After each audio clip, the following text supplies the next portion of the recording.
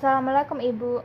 Waalaikumsalam. Mari masuk, silakan duduk, Mbak. Baik Bu, terima kasih. Ngomong-ngomong, gimana kabarnya Mbak Sela? Alhamdulillah baik. Baiklah, sehubungan dengan kedatangan Mbak Sela kemari, mungkin ada sesuatu yang ingin dibicarakan Mbak Sela kepada Ibu. Ya Bu, begini, saya memiliki masalah dalam kuliah kemantapan konseling. Bisa diceritakan masalah seperti apa Mbak Sela? Ya Bu, saya saat ini merasa sangat malas saat mengikuti workshop kuliah pemantapan konseling karena tugasnya sangat banyak sekali. Dengan kata lain, Mbak Sela merasa malas belajar konseling. Ya, seperti itu Bu yang saya rasakan. Begitu ya Mbak Sela. Apakah Mbak Sela merasa malas juga dengan workshop lain? Ya tidak Bu, hanya saja pada pemantapan konseling saja, karena saya merasa sangat berat.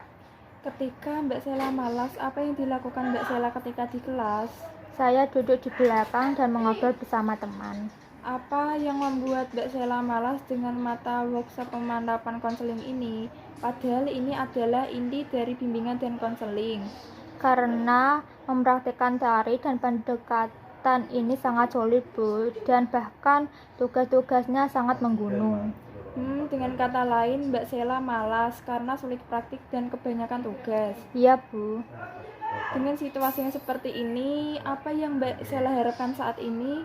Saya sangat ingin berubah Bu, berubah untuk tidak malas lagi dan mengikuti workshop pemantapan konseling.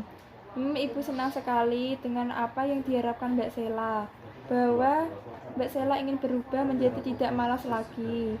Ya Bu, kalau dipikir-pikir nanti nilai saya akan turun. Baiklah, dari awal tadi kita sudah membicarakan masalah Mbak Sela, bahwa Mbak Sela mempunyai masalah merasa malas mengikuti kegiatan workshop konseling, dan Mbak Sela mempunyai keinginan untuk keluar dari masalah tersebut. Terus apa yang Mbak Sela lakukan untuk mendukung keinginan Mbak Sela untuk menghilangkan rasa malas belajar tadi? Mungkin ada ide dari dalam diri Mbak Sela sendiri.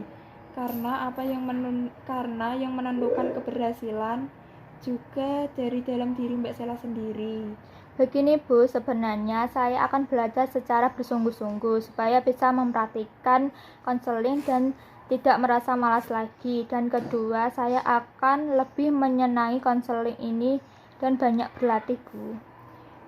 Bagus sekali Mbak Sela. Setidaknya Mbak Sela sudah mempunyai alternatif pemecahan masalahnya.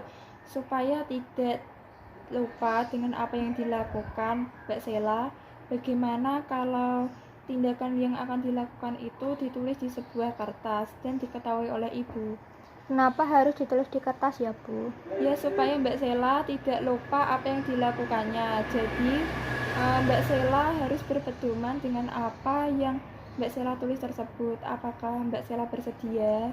Ya Bu, bersedia. Ini saya berikan kertas, dan sekarang Mbak Sela tulis apa yang akan dilakukan oleh Mbak Sela. Ya Bu, nanti akan saya laksanakan. Baiklah Mbak Sela, sekarang kertas ini silakan dibawa, dan setiap mau melakukan sesuatu silakan melihat dan menerapkan apa yang ada dalam isi tulisan kertas tersebut. Dan saya yakin apabila Mbak Sela melakukannya dengan sungguh-sungguh, maka permasalahan Mbak Sela akan hilang. Ya Bu, nanti saya laksanakan. Mulai kapan Mbak Sela melaksanakannya? Secepatnya Bu, atau besok yang saya lakukan. Baik, lebih cepat lebih baik dan semoga berhasil. Bagaimana Mbak Sela? Ada hal lain yang ingin diceritakan kepada Ibu? Untuk sementara ini cukup Bu, itu saja. Dan saya akan balik lagi untuk mengerjakan tugas yang lain. Sebelum kita mengakhiri konseling ini, Mbak Sela harus melaporkan hasil ke Ibu mengenai kelanjutan dari proses konseling ini.